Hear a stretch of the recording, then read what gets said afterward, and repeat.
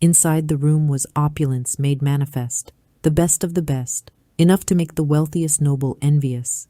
In the center of its spacious layout sat Haldor Barn, reclined on a sofa. He brought a glass of wine to his lips, as his features twisted in a wry, unpleasant expression. Absolute incompetence. Such a simple job, and yet apparently one completely beyond them.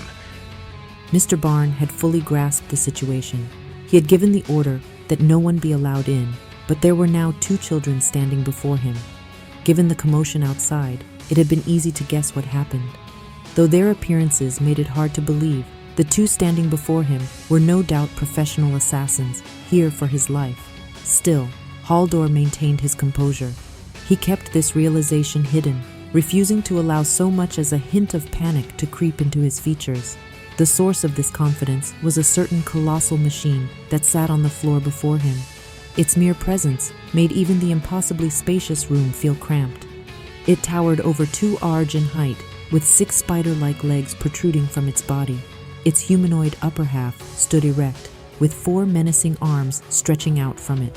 The entire machine emitted an eerie glow, making for a most intimidating sight to behold. Wowie, that's a big one. 9 remarked, glancing up at it. An archaism? 3 exclaimed, immediately shifting to a battle stance. Heh! This beauty is a new favorite of mine. A rather fruitful find at a recent back-alley auction I happened to attend. And it wasn't cheap, let me tell you. But no, I didn't stop there. I'm a man who doesn't do things by half measures. I paid a princely sum to have it outfitted with the most cutting-edge technology available. Mira well spent, in my opinion. I dare say it has enough firepower to easily wipe out an entire platoon of soldiers if I wanted it to. In fact, it'd be mere child's play. Barely able to contain his smug grin, Haldor looked like a boastful child, showing off his expensive toy at school. So the bums outside were just bouncers then. And this monstrosity is what's actually here to protect you. 3 deduced. Oh, a sharp one. That's precisely correct. Haldor said gleefully. As long as I have it by my side, my safety here is guaranteed. And once I make it to the Republic, I'll be untouchable. He let out a long laugh, his voice rising higher and higher, echoing endlessly throughout the gaudy chamber. Shockingly stupid. He really is an idiot, huh? The duo's comments weren't born from simple overconfidence. Even if they did somehow fail in their mission, and even if Haldor did somehow manage to make it to Heiyue territory, he had already been marked for death by the organization. They would pursue him to the bitter end, to the last man. He had 0 chance of survival. Attack! At Haldor's order, the archaism lurched into action. It set its sights on 3, charging straight for him. 9 took the opportunity to begin casting her arts. While her partner specialized in close-quarters combat, she was a force to be reckoned with when it came to orbal arts. As she began the charge, however, one of the archaism's arms rapidly folded out into a gun, the muzzle pointed in 9's direction. Without delay, it sprayed a hail of bullets at her. Whoa!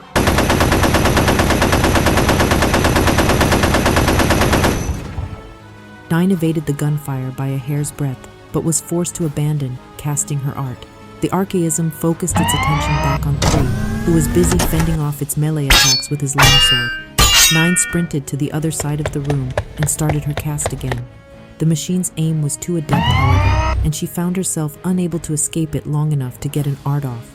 It appeared that their foe was equipped with a powerful arts detection sensor, one that allowed it to identify incoming orbal attacks and counterattack before they could be launched. Forced to abandon her casting yet again, 9 screwed up her face in frustration and sullenly gripped her plush bear. This thing doesn't play nice. I quit. She said in a huff. It was a fair point.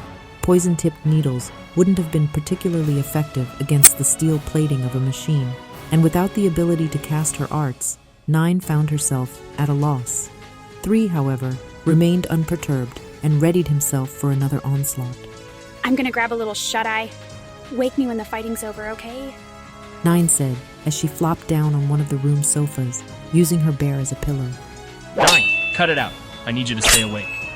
3 shouted from across the room. Despite this, 9 didn't react at all. As she dozed, the archaism seemed to disregard her as a threat and fully focused its attention on 3. Its 4 arms, transformed into a sword, a lance, an axe, and a gun, proceeded to launch a relentless string of attacks at the already overwhelmed assassin. 3 leapt out of the way as the machine's sword arm cut an arc through the air, only to then see the lance rocketing toward him. He narrowly avoided it, but his escape path was blocked by a mighty sweep of the axe. Meanwhile, the archaism had its gun trained in Haldor's direction. Even in the heat of combat, it prioritized protecting its master against any approaching threats. Swift movements and deft swordplay were the foundation of 3's combat style, but they were little use against such a powerful machine. The archaism was simply too fast, and its attacks were both explosively powerful and aimed with deadly precision. Further, its 6 legs afforded it perfect balance, and its multiple arms allowed it to launch attacks faster than 3 could keep up. To his irritation, 3 found his skill set completely useless against the metal monstrosity. Sure, he was a better fit for the task than 9, but only by a slim margin. Regardless, he continued to fight, both blades flashing as they moved to intercept his foe. The sheer number of attacks coming at him forced 3 to focus entirely on defense. He parried, dodged, and deflected the relentless wave of strikes, biding his time, waiting for the machine to leave an opening for him to strike with his longsword. This violent dance continued on for some time. 3 had managed to land a number of blows to the machine's body and arms, but each had resulted in no more than a metallic twang, as his blade was repelled by its solid metal armor. Ha ha ha ha ha ha ha! It's no use, child. That armor was specially commissioned, and your pathetic little butter knives don't have a snowball's chance in Gehenna against them. Haldor's mocking tone grated on 3's nerves. It was made worse by the fact it was clear he wasn't lying. 3's attacks had been completely ineffective so far. Still, 3 had yet to suffer any wounds. Given how things were going, though, it was only a matter of time before he was slowly worn down. Analysis complete. 9 suddenly began speaking, apparently having woken up from her nap. Still lounging on the sofa, she continued, her voice flatter and more precise than usual. Arms, joint 1, down 5 reg. Legs, joint 2, up 3 reg. Waist, rotation axis center. Left side of chest, up 2/5, left 1/5. The first to respond was not 3, but Haldor. You little wench, how did you do that? He was flustered, clearly shocked that 9 had figured out the archaism's structural weak points. 9 slowly rose from the sofa and reverted back to her usual drawl, sleepily rubbing her eyes as she spoke. I could tell by the sound. It takes a bit of concentration, though. Pure disbelief was etched into Haldor's face.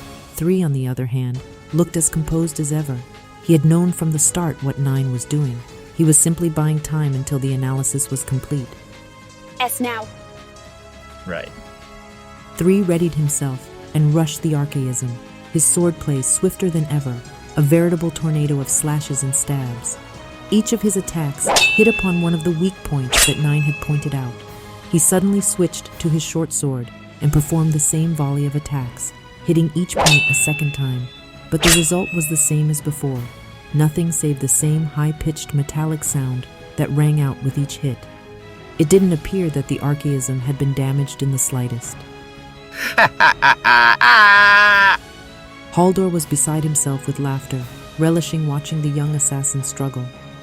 What a joke! You can swing those little swords of yours until the palms come home, but you're never getting through that armor. All part of the process. Letting this simple reply linger in the air, 3 lined up his short sword with the empty section in the base of his long sword. The 2 blades locked into place, becoming a single weapon, their sharp edges lining up perfectly. At first glance, it would be difficult to tell the 2 were ever anything other than a single sword. Haldor watched the process with interest, but then burst into mocking laughter a moment later. Proud of your pocket knife, little boy. Do you honestly think that will be your ticket to victory? Truth be told, even in its combined state, the reach of 3's sword hadn't improved any, nor was the weapon sharper or faster. The slightly increased weight of the blade may have provided some increase in power, but certainly not enough to break through the archaism's thick armor. Given the opponent at hand, the weapon truly seemed little better than a toy. 3 chose to remain silent and let his weapon do the talking. He swung it at the weak point on the archaism's leg, the same spot he had targeted before. This time, however, his strike was followed by a loud explosion, and the archaism's leg flew across the room. The blast seemed to have come from within the archaism itself, and was powerful enough to have blown its limb clean off. At a glance, it seemed similar to a fire element art, but neither 3 nor 9 had appeared to have cast anything. Even if they had, the archaism's sensor would surely have detected it. What the? Haldor stammered, his face twisted with shock and fear. Another swing by 3's sword, followed by another explosion. A second of the archaism's limbs was sent flying to a corner of the room. What the hell is going on? Haldor screeched, no longer trying to hide his panic. His tone quickly deteriorated from alarm to abject terror. This is no ordinary sword. 3 began to speak, his face devoid of expression. It's fully integrated with a battle orbment, forming a single weapon. Well, strictly speaking, I suppose it's closer to an ordinary orbment than a battle orbment. As he spoke, he continued his attack, his swordplay not pausing for even a second. An orbment with a single function, a controlled explosion on points I designate. However, its activation requires each blade to have separately made contact with the intended target area. You can think of the marks as targeting coordinates, essentially. Even though 3's initial attacks seemed to have been repelled, they were actually preparatory steps in this process. The subsequent explosions were the true attack. The third strike to the same location, this time made with the unified blade, results in the explosion. The location and timing specifications were complicated, as was the use of the specialized orbment in conjunction with some automated processing. The end result was an instantaneous cast time, however. If the wielder was skilled enough, they'd be able to launch powerful arts attacks without the need for any charge-up period. It was in this ability that the true value of 3's weapons lay. But Having suffered an enormous amount of damage from the rapid art strikes unleashed on it, the archaism began throwing sparks in all directions. It began to dawn on Haldor that victory was no longer an option for him, and he began desperately looking for a means of escape. Stop fighting and get me out of here now! He ordered the archaism in a shrill yell. Reacting to its new orders, the machine quickly rotated its torso and began moving toward him. I don't think so. A lazy voice called out from across the room. During the commotion, its remaining spider-like legs had been bound with a complex web of steel thread, rendering it immobile. This is the end. 3 quickly struck its remaining weak points in rapid succession. The resulting series of explosions tore the machine to pieces, littering its surroundings with burnt steel and charred components. When the smoke had cleared, the room was so filled with broken parts, it was more scrapyard than sweet. What remained of the archaism's body ceased all functions and collapsed, its chassis mangled beyond recognition. 3 deftly wove his way through the junk scattered at his feet, silently moving toward Haldor. Stay back! A pitiful squeak escaped Haldor's throat as he scrambled backward, away from the approaching assassin. There was nowhere to run, however. 3's mission was nearing its end, yet he didn't feel happiness, or even relief. He took a step closer. He felt his sword suddenly grow heavy in his hand. He forced himself to take another step. His legs felt like they were encased in concrete. His whole body felt like it was desperately rejecting his advance, trying to pull itself away. Another step. This was how it always ended. All that remained was for him to fulfill his role. He was nothing but a tool, a machine. This was how it was supposed to be. 3 took one final step forward. There's no need to share any details with you. Still, I figure you at least deserve to know who's ending your life. To know, 3 thought to himself, whose name to curse as you burn in the fires of Gehenna. I am 3 of swords. He plunged his blade deep into Haldor's chest, piercing the man's heart. I'm an assassin for the organization. By this point, the panic on the second floor had largely subsided, and the ship's security guards were finally starting to move up to the 3rd floor. Picking up on this, 3 and 9 quietly broke open the window and jumped through it to the sea outside. It's a good thing this mission wasn't on an airship. That would have made escaping way more of a pain. 9 remarked. Agreed. She was right. Escaping from an airship would have necessitated a specialized aircraft for the operation, as well as forcing the 2 to leap from ship to ship mid-air. It wouldn't have been entirely impossible for the young assassins, though, and surely someone in their wide world had carried out such an operation before. S. 9 softly called out to 3, again using her preferred nickname for him. He was a corrupt man. An evil man. The two of them looked back toward the ship. There was no need for further explanation between the two. Yeah, 3 said quietly. I know. He had been thorough in reading through the mission dossier and knew that 9 spoke true. Haldor was a bastard through and through, one that had performed all kinds of horrible acts in the pursuit of Mira. His mere existence sullied the world, and society was better off with him no longer a part of it. Not that it matters either way. When it came down to it, a hit was a hit. A target could be the person with the purest heart on the continent, or the scummiest bottom feeder imaginable. If an assassination order came in from the organization, 3 and 9 followed it. That's how it always was. I guess. 9 went silent. She took something out from her plush bear and began blowing into it. It gradually took the shape of an inflatable raft big enough for one. 9 climbed aboard it and flopped down, once again using her bear as a pillow. I'm gonna catch another few winks. I'll leave this part to you, S. Okay? This part meant for 3 to swim them both to shore. Your legs work just fine. He retorted. Do it yourself. Despite his words, 3 felt a twinge of something resembling affection in his heart. He and 9 had been operating together for over a year by this point. She was a little younger than him, and he sometimes found himself thinking of her as more a little sister than just his partner. Their natural rapport aside, she was also someone he could truly rely on during their missions.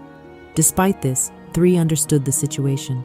He understood that even if 9 was his partner, even if he thought of her as a little sister, he could never let his guard down. He could never truly trust her.